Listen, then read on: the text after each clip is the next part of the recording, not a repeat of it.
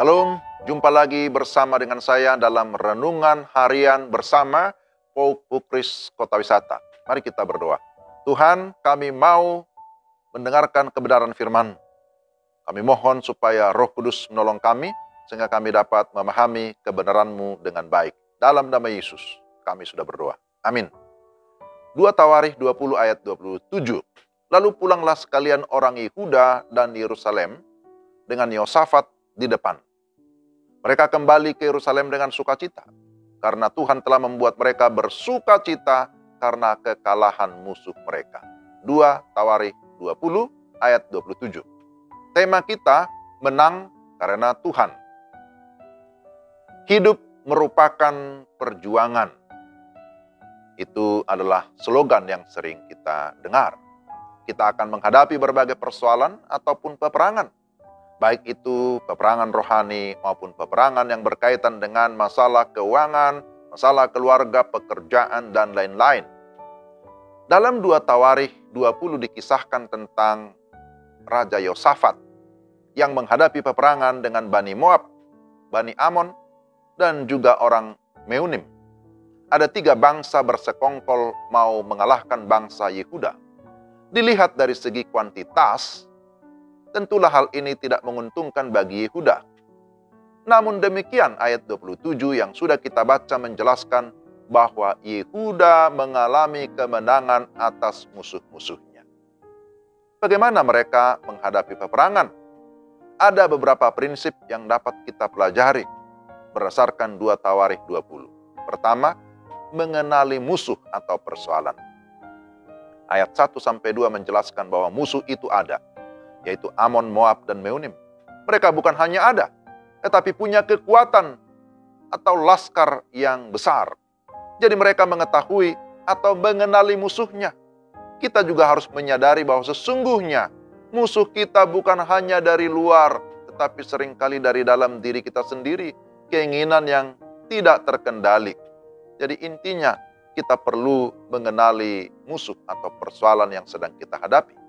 Kedua, mengakui ketidakmampuan kita atau mengakui keterbatasan kita. Ketika Yosafat mengetahui musuhnya besar, ia merasa takut. Ayat yang ketiga, bahkan dalam ayat 12 dia berkata, kami tidak punya kekuatan menghadapi laskar yang besar ini. Ini tentu manusiawi.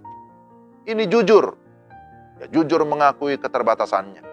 Yang menjadi masalah adalah jika kita tidak tahu persoalan atau musuh kita tidak kenal, juga kita tidak mau jujur mengakui keadaan kita sebenarnya.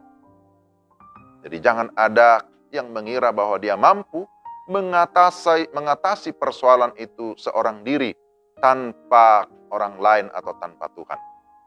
Ketiga, mencari Tuhan atau membawa persoalan itu kepada Tuhan. Ketika Yosafat merasa takut, apa yang dia lakukan? Ayat 3 menyatakan ia mengambil keputusan untuk mencari Tuhan. Ini adalah langkah yang positif, langkah iman, langkah yang benar. Banyak orang ketika menghadapi persoalan, larinya bukan kepada Tuhan, tapi kepada manusia, kepada dunia, bahkan kepada para normal. Yosafat menyerukan kepada seluruh bangsa Yehuda untuk berpuasa. Mereka datang dari semua kota dan berkumpul di Yehuda untuk mencari Tuhan. Yosafat menjadi kuat karena ada perkumpulan, karena ada persekutuan doa yang sungguh-sungguh berserah kepada Tuhan. Jadi doa haruslah menjadi senjata pertama kita, yang kita gunakan kapanpun ketika kita menghadapi peperangan atau persoalan. Bukan senjata terakhir atau penghabisan. Apa isi doa syafaat? Doa Yosafat, maksud saya doa Yosafat. Pengakuan bahwa Allah adalah Allah yang hidup dan berkuasa. Allah yang berkuasa dahulu, sekarang, dan masa yang akan datang. Dia berkata, kami tidak punya kekuatan, kami tidak tahu apa yang harus kami lakukan, tetapi mata kami tertuju kepadamu. Ayat 12.